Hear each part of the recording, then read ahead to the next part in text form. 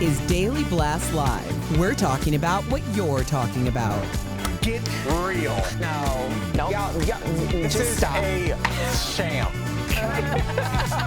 It's finally here. Drum roll. Welcome to DBL. What's going on? I don't know. I actually forgot I was hosting and I was about to just sit here. I did that one other time and Al was like, it's your turn. Yeah, you have at it. Okay. I'm going to go ahead and have at it. So Tom Cruise is famous for one thing around the holidays, and that's giving away cake. Every year at Christmas, Tom sends his friends a $50 white chocolate coconut bundt cake from an LA bakery. What's going on? Oh, that sounds delicious. Rosie O'Donnell recently posted the cake on Instagram, but recently his pal James Corden revealed something surprising about Tom and the cake. Take a look. I would say almost everybody that he meets who works at the Late Late Show gets one of these cakes. It's like our head writers, Ian and Lauren, different people that he's met. He just is so gracious and generous. But here's the most amazing thing. He's never tried it. No. On my life. I said to him once, it's a machine. This cake is the most extraordinary cake I've ever eaten in my life. He went, that's what everybody says. Before I give anybody something, I usually like to know what's happening. Erica, you are a gift giver. I'll say that. Is that fair? And so, what are some things that you take into consideration before you give somebody something? Do you have to taste it? If it's a food item, yes. I also have to take into consideration dietary restrictions because everybody has them nowadays.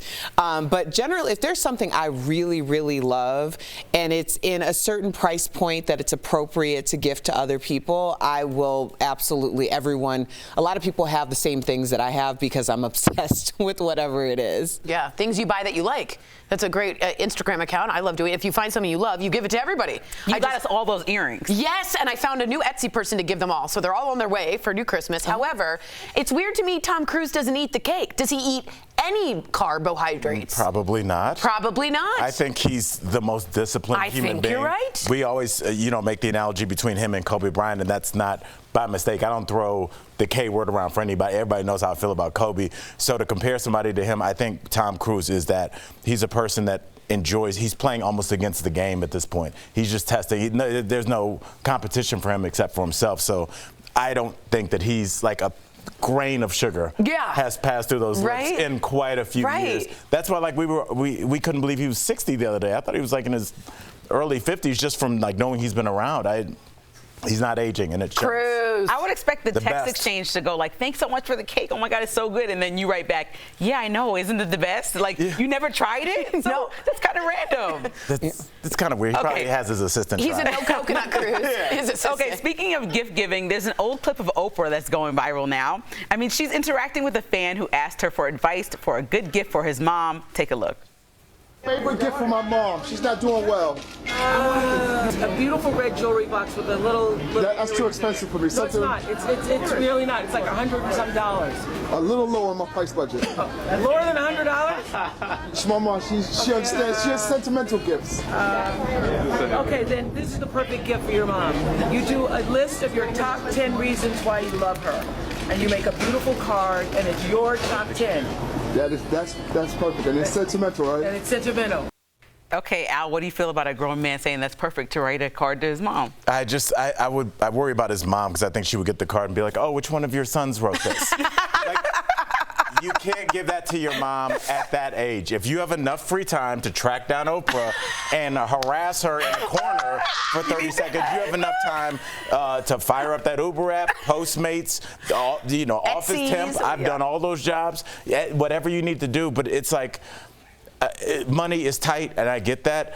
But if you're gonna go all out for anybody, do it for your mom, especially since it seems like he cares, and he should have $100 to throw at his mom. Honestly. What do you think? Well, is the blowback that Oprah found it shocking that people wouldn't have $100 to spend on Right. her She mother? said that was Kind of like she's like, spend $100. Oprah's in trouble for that? Yeah. Kind of a lot of people have feelings that's about the it. thing. Yeah. So I think context is important, and I would assume that if someone was asking Oprah on a red card, like a situation like this, I know this is an older clip, that her natural reaction was to go to, oh yes, this is something I really love at this price point, which isn't it isn't $5, but it's not like $1 million. So I think the context of someone interviewing her being like, what should I get? $100 probably made sense in that moment. Yeah. But I also am not mad at the card. I mean, for like I know a lot of moms who are like, do not buy me anything, because they have everything they could possibly need, and really doing that extra, like, hey, I sat down, I thought about it, I wrote you a letter, I made a card, is what they want. My mom would hate me if I got her a card. Yeah, because I think she would think that that was a quick, you forgot to think of me in a way. I get what you're saying. It's a very polite thing to do. If you, like my mother-in-law wants a kind word for Christmas. What does that mean? I don't know. We're going to say things nice, but for me, my mom's like, I want a scarf. Yeah, there you go. I like when people are specific. Yeah, they want things. I don't think it's wrong for his mom to want something, and even if it's not going to be a money thing, it for dang sure better be sentimental. Like, you know, your mom does this weird little thing that she uses for crosses. There's one kind of needle that she like always an ornament mentions. or something. Something. You're right. But like, if you're asking Oprah, and then the first thing she throws out, which is $100, which is about a day of seasonal work. Like, if you're anti that, then how is that on Oprah? I don't know. I did find my brother, I gave everybody, I was an adult, and I was like, brokety broke.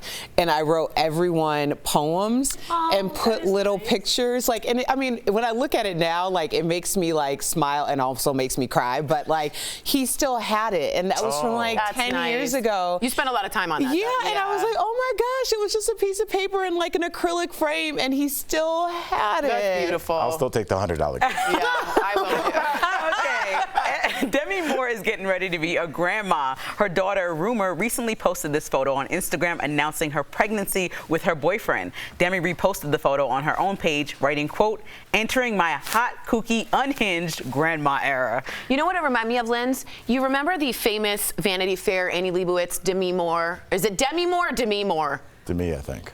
Miss Moore, she was on the cover of Vanity Fair, and she was naked with her big pregnant belly, and it broke open pregnant women, and it was like in the 90s, I believe. This sort of reminded me of a little homage to that picture, and I'm very excited for her. I feel like grandma gets like a bad connotation, but I love that grandmas are like looking and feeling younger. Yeah. Or maybe our context has changed from being kids and looking upwards to our grandparents to becoming the grandparents, or like being grandparent adjacent. And I feel like, you know, there's two types of people in this world. People who, like my mom, who are like, when are you going to have a kid? When are you going to have a kid? Excited to be a grandma. And then people who might look at it and say, oh man, like, grandma already? But I think once you embrace it, it doesn't mean But old. it's a different, that's why I feel like a lot of people are using like Meemaw, and like they use Mimi. Yeah, My mom goes by Mimi. You know, it's like, it's not grandma, Right. it's a different thing. But I do think your mom is a perfect example, Linz, of like, these aren't grandmas. These are like grandmas that are like, I have brunch, I'll pick the kid up for 3 hours and then I have stuff to do. These are like new grandmas that like kick it still. So They're I like listening to good music, you know? Yeah. And they can also give the kid back. I think that's also like aunties and too. Like before I had a kid, I would be like, great, this is so fun. Now take your kid back, thank you. And don't have to go home and like figure that part out, which you guys understand. Move along. I like that. Great, now take your kid back. That should be on the doormat when you walk in. So the Real Housewives of New Jersey star Teresa Giudice has some advice for the Chrisleys as they get ready to go to prison. The Chrisleys were convicted of fraud and sentenced last month. Todd Chrisley will serve 12 years in federal prison and Julie 7. They will begin their sentences next month. Teresa, who spent 11 months in prison for fraud, told TMZ that the Chrisleys should manifest what they want when they come out. That's nice. What does that During mean? her time in jail, Teresa said she worked in the kitchen, did yoga every day, and worked on her book. 11 months is way different than 7 years. I'll go to our reality TV expert, Erica, to break this down. I mean, people can say what they want about Teresa Giudice, but she is a comeback story in action, because she got out of the clink. She's had multiple New York Times bestsellers. New husband. A new husband. She has had like this huge wedding. And from our understanding, she's completely out of debt. Like, she has paid her debt to society. So if I were them, I would be listening to the Teresa Giudices of the world, because clearly she did it the right way. Well, she wasn't 30 mil in the hole. So she was alive. That's a lot of manifesting. Okay, coming up. Okay, you're gonna have to pray on it and manifest. Coming up on DBL, the truth behind the rise and fall of Miss Cleo. We're talking with the director of a new documentary all about the infamous TV psychic's life. And did a columnist for The Sun go too far in an article he wrote about Meghan Markle? We're talking about that next. It's happy holiday season time. From our DBL family to yours, we want to wish you A happy holiday season. A happy holiday season.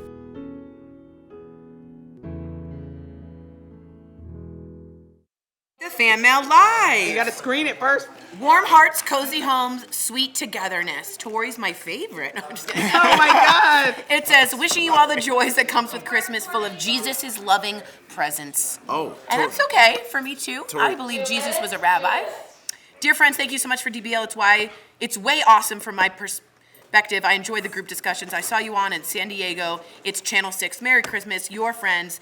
Chandler, I think. Thank you so much, sir. Thank you, Chandler. Chandler. Guys, this is a sneak attack. My daughter just sent me her grades, all A's and 1B. Did she? Out to Adrian. yes. I want to tell you to ask your dad immediately, what is the cash reward for such great studious behavior? Oh, that would always be my question. Yes, she can answer me at the SZA concert she's at. That was way more than the $20 I got for my A's. Yeah, she earned every penny. A stands for absolutely awesome. Yeah, she got a B in chemistry, which is like, that was what I struggled so much with. Chemistry is very hard. I did math. I did just the worst.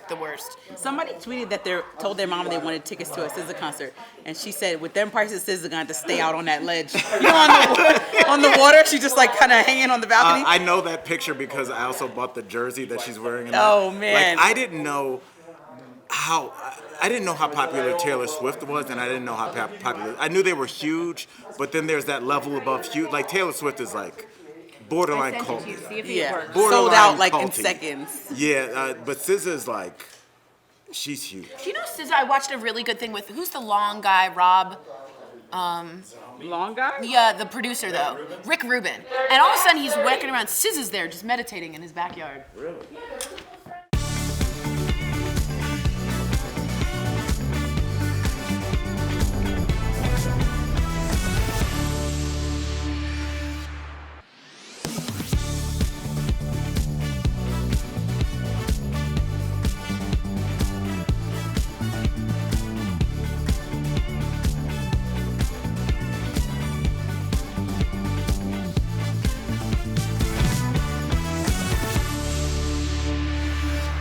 Welcome back. A British TV host is getting a ton of backlash over an article he wrote about Meghan Markle. Jeremy Clarkson wrote an op-ed in the Sun newspaper in response to Harry and Meghan's docuseries on Netflix. He wrote that he, quote, hated Meghan on a cellular level and dreamed of her being paraded naked through British towns while crowds chant shame and throw lumps of excrement at her, which was a reference to a famous scene in Game of Thrones. The British press watchdog received more than 20,000 complaints, which is a record, and the column was removed from the Sun's website. On Monday, Jeremy tweeted that he was horrified to have caused so much hurt. That's a quote, and he vowed to be more careful in the future. But as far as his job, he still has his job. He's the host of Who Wants to Be a Millionaire in the UK. He also has 2 other shows on Amazon Prime, so it's not really like he's getting canceled or any repercussions. Erica's making a face, so go ahead and take it away. No, I mean, between Jeremy Clarkson and Piers Morgan and Danny Baker, these are grown men who are in positions of power and platformed, and they are so volatilely going against this woman. And for what? Like, what has Meghan Markle actually done to really anyone who's talking to her? Right. Or talking about her? I mean, it's like, I know that we've gone so deep into this whole docuseries on Netflix, but I really come back. Yeah, and we talked about it on the podcast because at this point, all these people are doing is proving the point that Meghan and Harry are actually making. They don't even have to say another thing in order for people to understand. And the amount, also, when I say misogynoir, because a lot of this is coming from not only men, but it's also coming from white women. So, and I know, Tori, we've talked about this.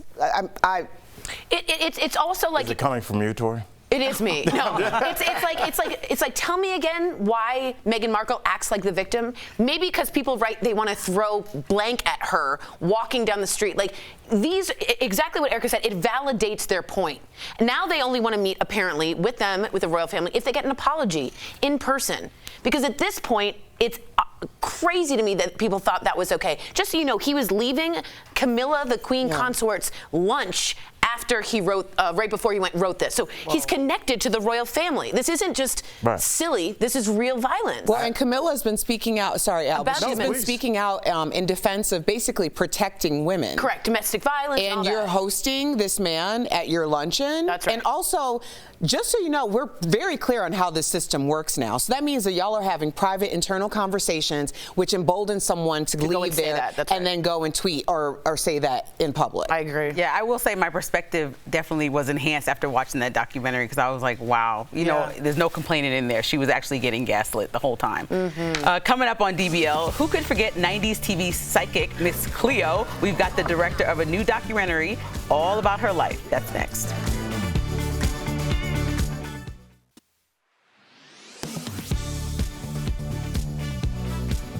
The sparkly, colorful things that make the holiday season bright can make for a big mess. So with the help of a list of sources, let's verify how to dispose of some common holiday items. As we get into this time of year, there's always more waste, and it just takes just a tiny little fraction of thought before you put that in the recycling bin to make sure that it really, truly is recyclable. Unwrapping a gift? If it's simple printed wrapping paper, recycle it, tape on and all. But if it's metallic, glittery, or film coated, it will likely need to be pitched. Same goes with gift bags, which should be reused when possible. Also reuse ribbons and bows because they are not recyclable. Tissue paper is too difficult for most facilities to recycle, so it goes into another gift or in the trash. Busted holiday lights, old batteries, bubble wrap, plastic shopping bags. These items can be recycled, but not in your single stream or blue bin. Instead, check with a local recycling center or specialty drop-off location. Spent gift cards are not easily recycled, though many stores will allow you to reload and reuse them. The holidays also tend to be a time with a lot of gathering over food. It's a good idea to reuse or reduce use of plastic cups, serving trays, and disposable utensils. Cans, glass bottles, and aluminum serving trays can typically be lightly cleaned off and then recycled. You'll want to check the recycling rules where you are, especially if you're packing up and traveling for the holidays, but a near universal rule is not to put your recycling in a bag before putting it in the bin. With your Verify, I'm Abby Larico.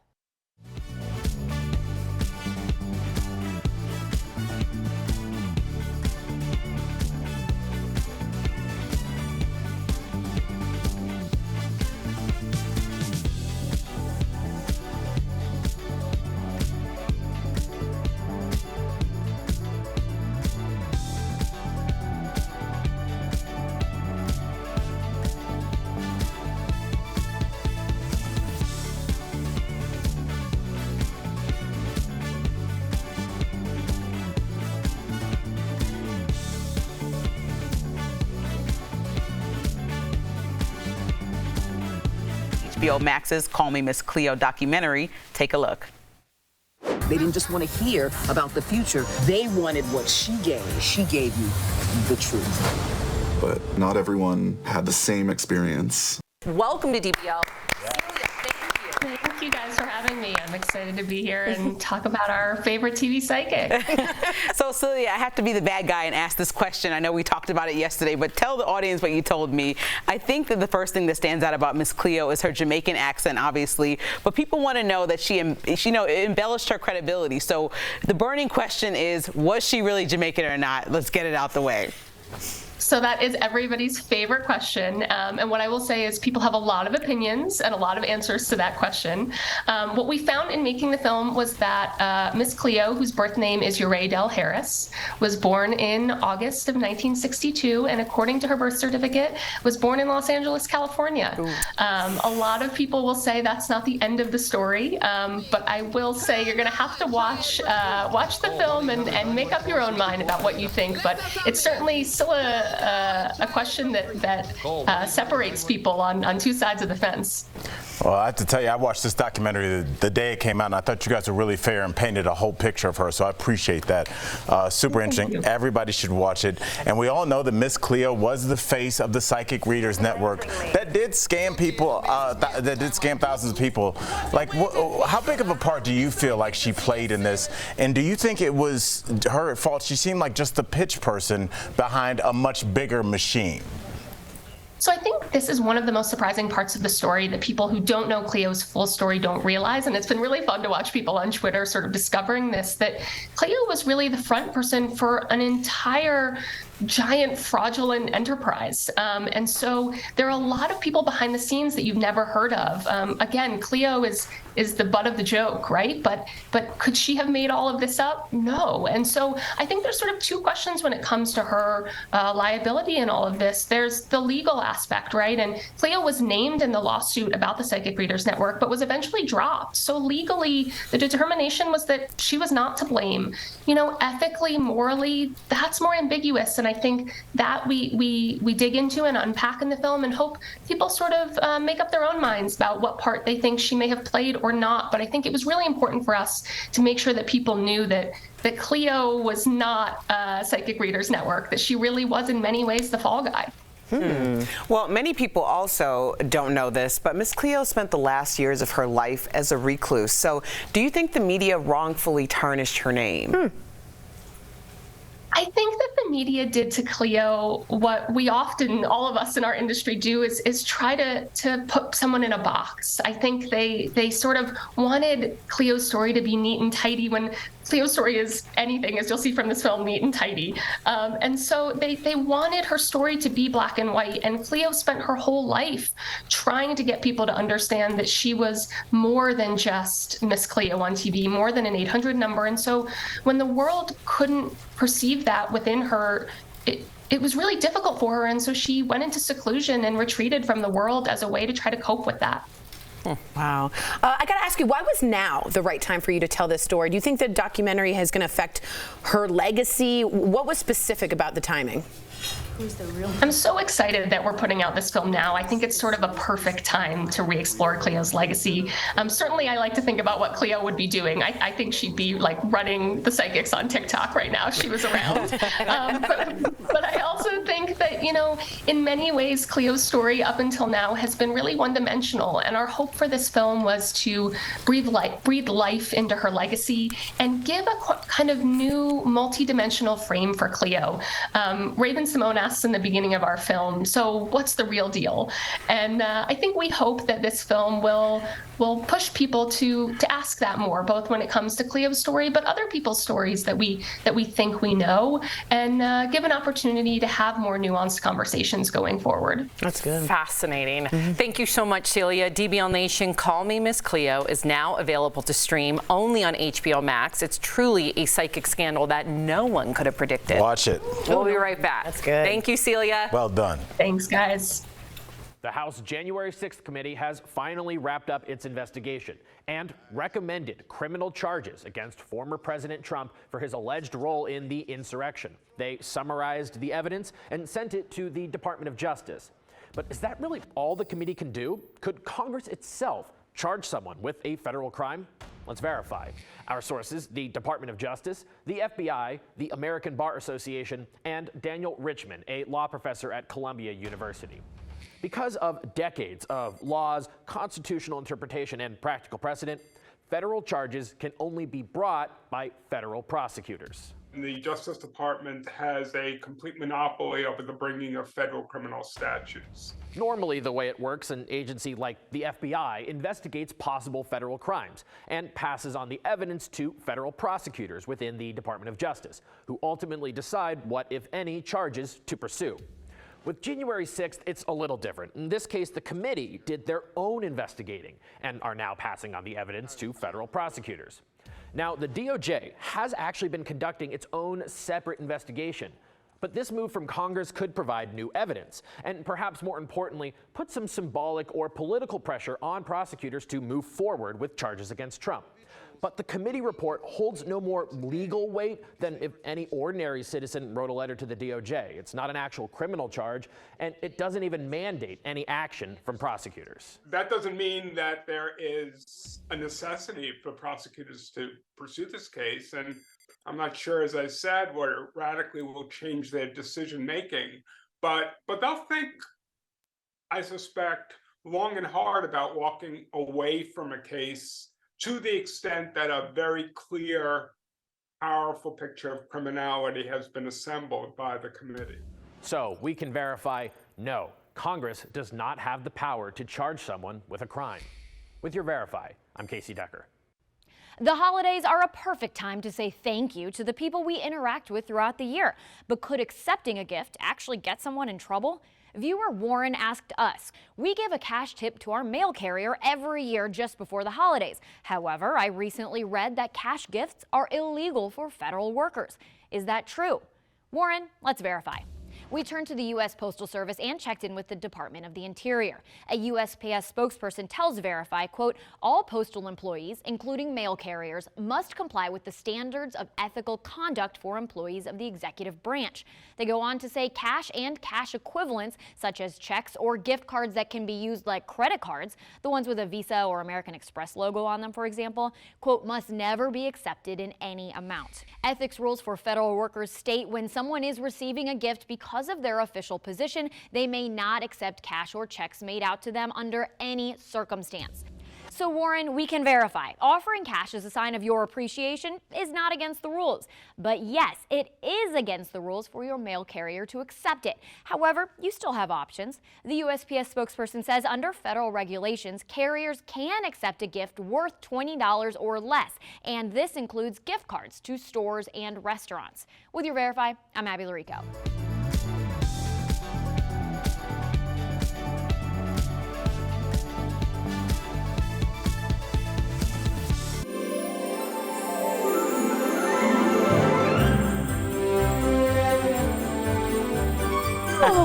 So whimsical. Wow. Welcome back. Are you someone who can't find the time to get in a workout during the holidays? You're in a good group with all of us. So don't worry.